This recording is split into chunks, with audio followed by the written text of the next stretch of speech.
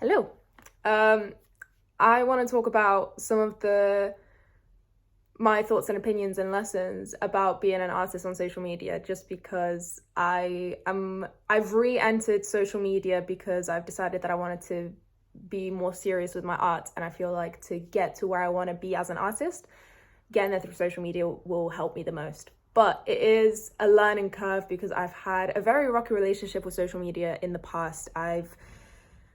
It made me lose a lot of love for my art, and I had to take a really, really long break from social media, and really just seeing the effect of social media on me, like in terms of my relationship with my art, but also just mentally and like my sense of identity and my self-esteem and stuff like that, just made it really rocky. So whilst I'm kind of re-entering social media and trying to approach it in a much healthier way, I thought I would also come onto here and say kind of all of the thoughts and feelings and lessons and stuff that I have throughout this journey.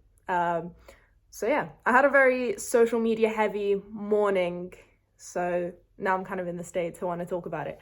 So yeah. I think I'm also going to try and keep this unedited. I filmed a video earlier in the week where I just didn't edit the video whatsoever. And it was actually quite fun. So I think I'm going to stick with that. But yeah, I also haven't written any of these down. So they're kind of just going to flow out as they feel like flowing out. So first thing, really, really big one, which is a big realization for me. Social media is not the enemy. It is so easy. I think it was so easy for me to get caught up in the idea that social media is the enemy because I just became really hateful and really upset of the fact that so much of the essence of social media and people just sharing what they love and people being able to, have such a safe space on social media. I feel like so much of that beautiful essence has been lost now that social media, particularly like major platforms like TikTok and Instagram and YouTube to a certain extent as well, to be fair, has just become such a marketplace. But I think I internalized that so much within myself. And I think something that really allowed me to have a lot of acceptance to it is just the fact to genuinely realize that it's like the world changes all the time. And things evolve all the time. Like, how many times have I heard like my parents or my grandparents or like people that are older than me just like, oh, it's not like it used to be back in the day. And it's like, yeah, because the world is changing all the time. And that's just the way it is. And I think kind of when I started to look at it in that way, rather than something that it's like something that the world has ruined.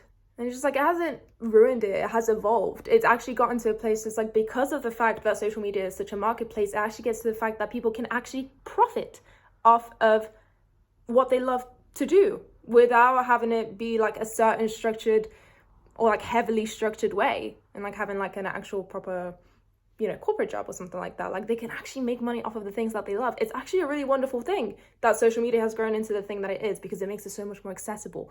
And I think when I developed a lot more kind of compassion for that, like, I understand where I'm coming from, because obviously, like, I think everybody has absolutely adored social media, like 2015, 2016, around that time. Like, it was such a wonderful space, and obviously it has changed a lot, but that doesn't mean it has changed for the worse.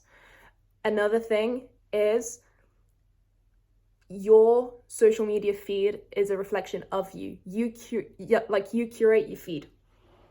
So I was really upset at myself because I was constantly bombarded with these feed of like these really, really pretty women, or these lavish lifestyles and stuff like that, or like these pop stars and like successful musicians and stuff like that. And I'll just get so extremely insecure, and I would hate social media for people and like influencers for like glamorizing their life so much in a way that is just so fake and making me so insecure and stuff like that.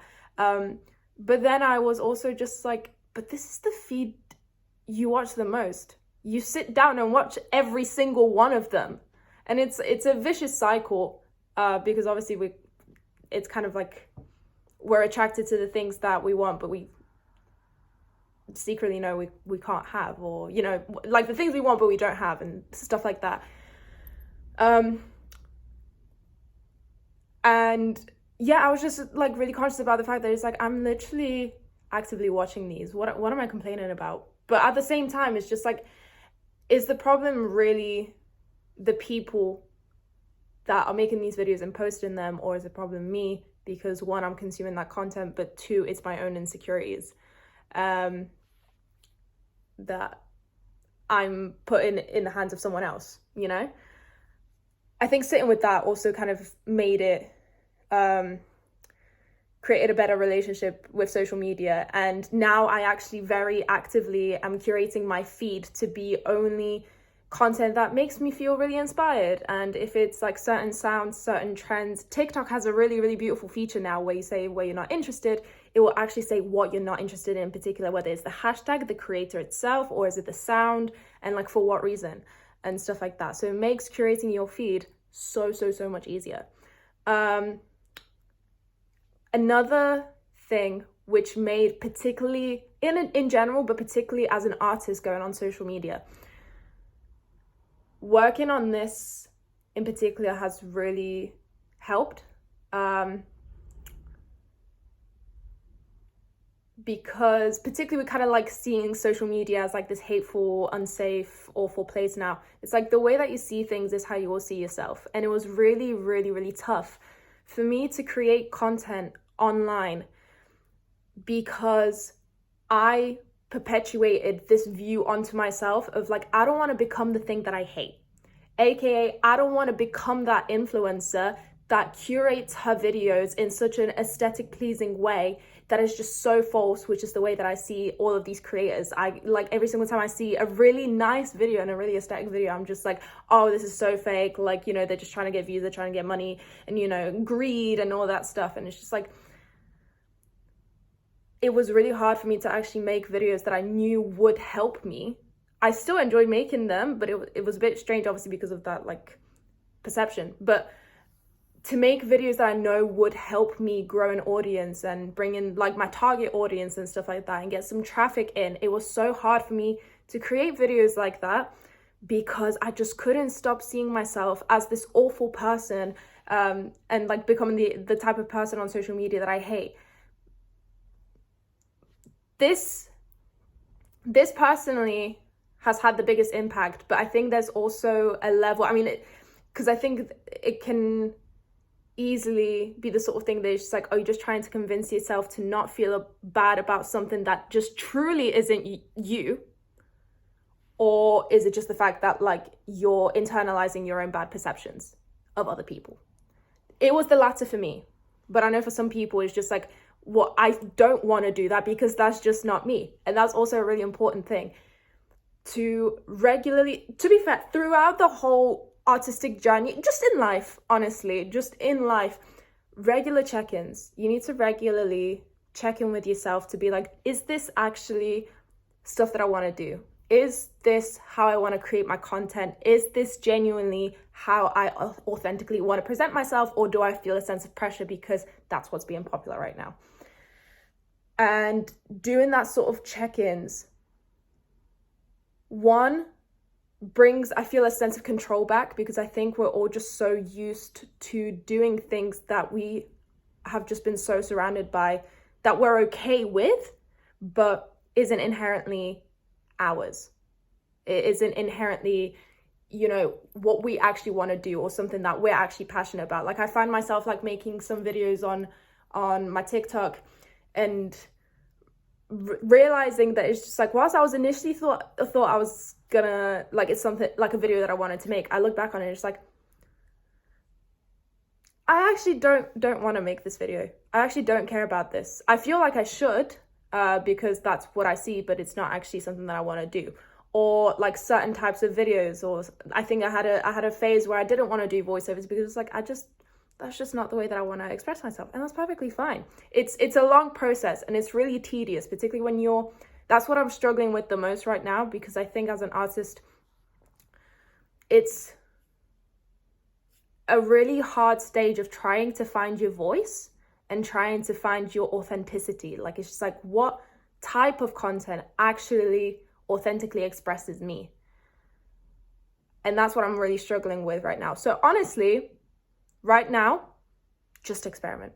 Just post every type of video that you feel like, whether it's consistent like style of video, because I think there's a lot of pressure as well. Like when you start out as an artist, there's always a lot of emphasis that it's just like you need to have a clear brand and it needs to be consistent and a clear style. But when you're just starting out, just experiment.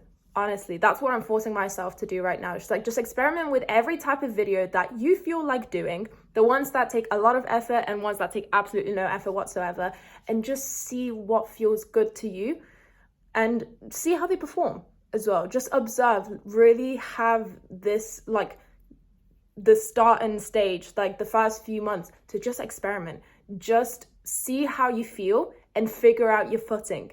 Because I think this is probably the most crucial part, because yeah, it will help you find your voice, it will help you what you're comfortable with, it will help you see kind of more logistically and long term, like what things you actually like, what things work, what things don't work, and yeah, and just gets you going. I think the biggest action, as like the biggest point of all of this, is also to just do it, because we're too stuck on having a set plan and having things a set way and, you know, whatever. But I think so much of it is just stopping us from just doing. And you'll be really surprised how much of the stuff that you're really not used to or you really didn't think would work out really well. Work out really, really well.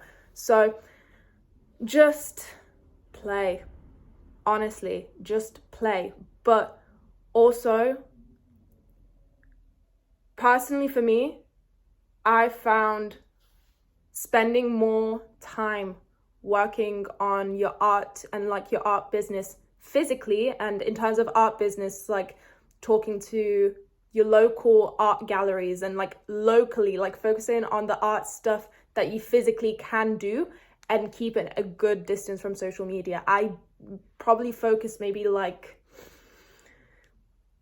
2 days a week to social media.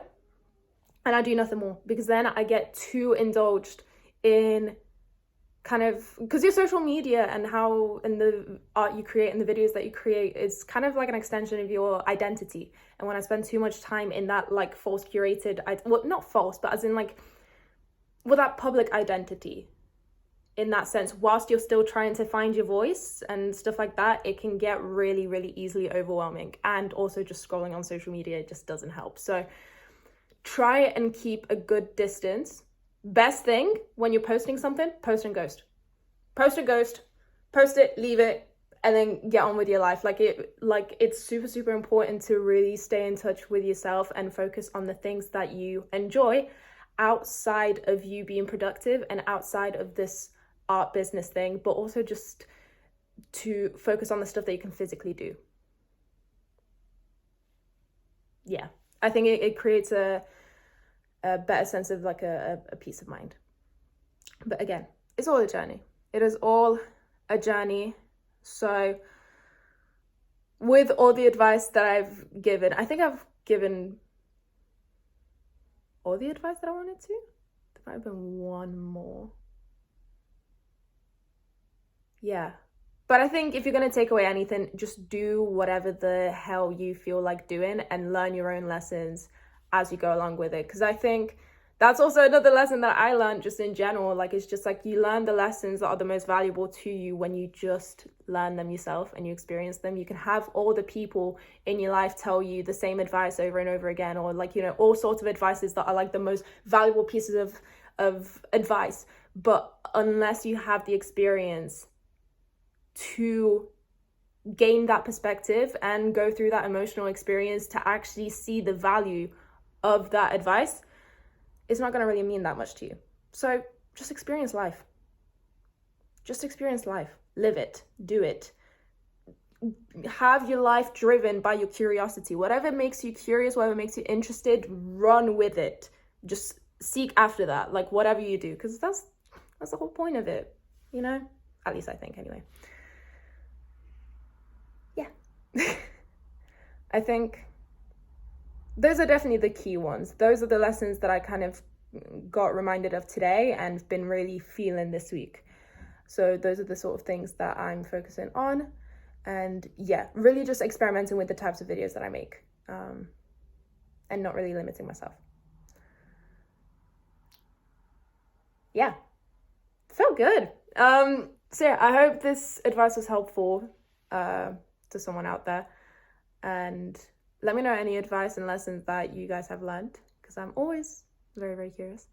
But yeah, I hope you guys have an amazing rest of your day, and I'll see you guys hopefully in another video. Bye.